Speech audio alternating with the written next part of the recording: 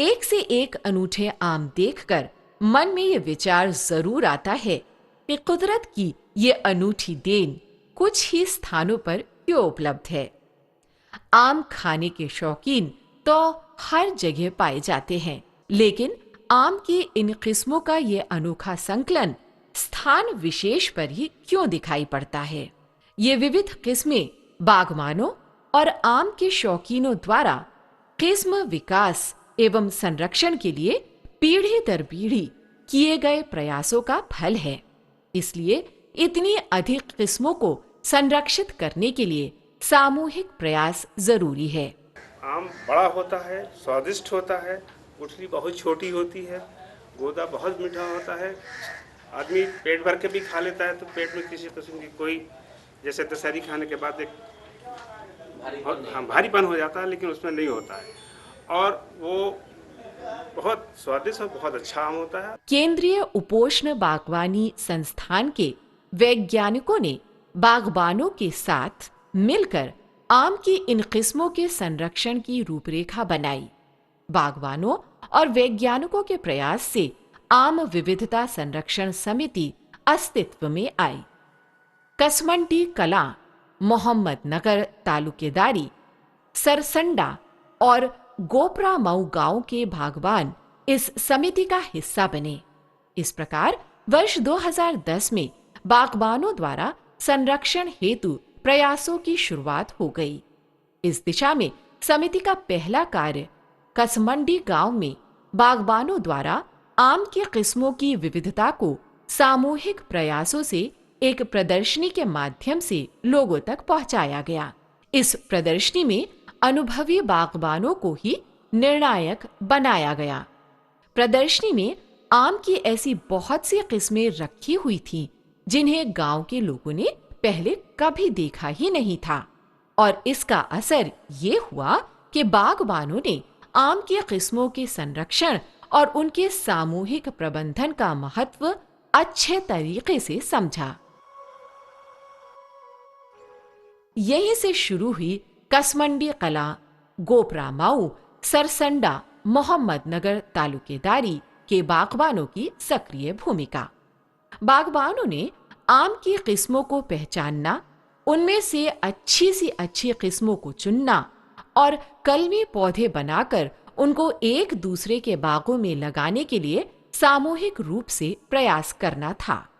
बागबानों का ये भी प्रयास रहा कि कैसे अव्यावसायिक किस्मों का महत्व बढ़ाया जाए। इसके लिए बागबानों ने वर्ष 2010 से 2015 तक लगातार प्रदर्शनी और मेलों के माध्यम से अपनी किस्मों से देश के लोगों को परिचित कराया।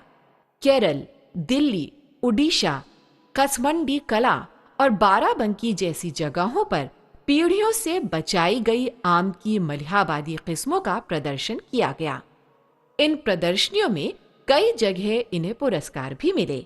इन पुरस्कारों से बागबानों का मनोबल काफी बढ़ा।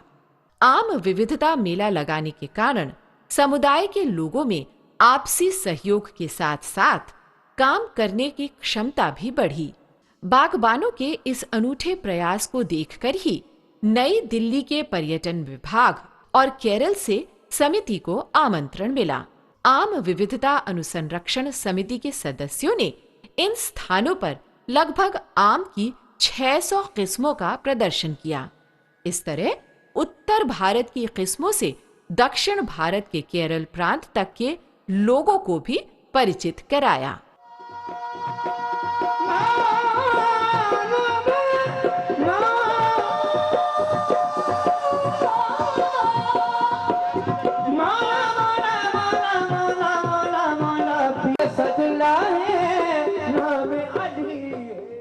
आम की गैर पारंपरिक किस्मों से लोगों को रूबरू कराने का एक दूसरा तरीका बागबानों ने अपनाया, जो कि कैटलॉगिंग का था। इस कैटलॉग में समिति के सदस्यों ने संरक्षित आम की किस्मों के बारे में सचित्र विवरण दिया ताकि देश और दुनिया के लोग इसे पढ़कर समझ सकें।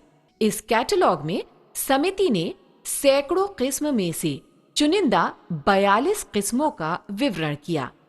इस कैटलॉग के माध्यम से बाजार में वितरण करने वाले लोगों और पॉलिसी निर्धारकों को अपनी गतिविधियों से अवगत कराया। प्रदर्शनी और बाजार के अनुभवों से बागबानों ने ये अच्छी तरह समझ लिया था कि कौन सी किस्म काट कर खाने के लिए, कौन सी किस्म चूस कर खाने के लिए और कौन सी किस्म अचार के लिए उपयुक्त है।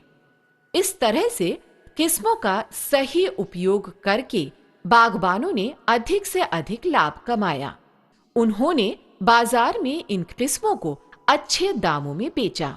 अच्छी किस्मों को छांट लेने के बाद ये सवाल उठा कि इनके पौधों को एक दूसरे के बाग में कैसे लगाया जाए। इसके लिए बागबानों ने कुछ ऐसी नर्सरियों से संपर्क किया जो इस समिति के लिए कलमी पौधे बना सकते थे। तकरीबन 15,000 पौधे बनाकर नर्सरी में रखे गए। एक ही बाग में कई कई किस्में लगाकर लोगों ने बाग में किस्मों की संख्या तो बढ़ाई ही, साथ ही जो पौधे दुर्लभ थे या जिनके पूरे समुदाय में 1 या 2 पौधे थे, उनको भी अधिक संख्या में लगाकर उनका संरक्षण किया। अच्छी किस्मों का चुनाव तभी सफल होता है जब उनके पौधे बनाकर बागों में लगाए जाएं। SCMD ने चुनी हुई पौधों की करीब 15,000 शांकुर डालियां एकत्र की और उनके पौधे ग्राफ्टिंग विधि द्वारा तैयार किए। इसके बाद इन ग्राफ्टेड पौधों को विभिन्न भागों में लगाया। किस्मों के संरक्षण की दिशा में बागबानों का ये प्रयास एक सराहनीय कदम था। आमतौर पर विरासत में मिली हुई किस्मों के पेड़ों की संख्या बहुत कम है, कभी-कभी 1 या 2-4 होती है। ऐसे में इन किस्मों के विलुप्त हो जाने की संभावना ज्यादा रहती है। ऐसी स्थिति में समिति का यह प्रयास काफी महत्वपूर्ण हो जाता है।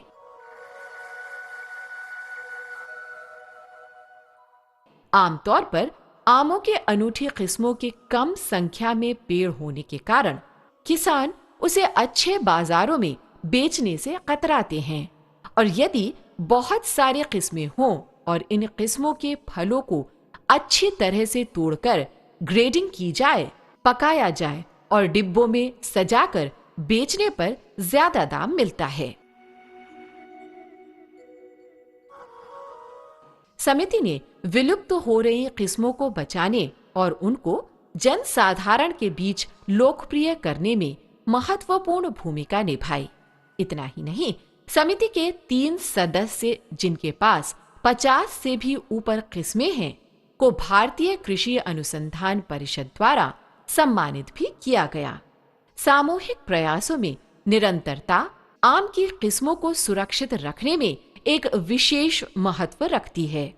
इन बागबानों ने अपनी किस्मों को एवं कृषक अधिकार संरक्षण प्राधिकरण नई दिल्ली में रजिस्ट्रेशन के लिए सफल प्रयास किया है।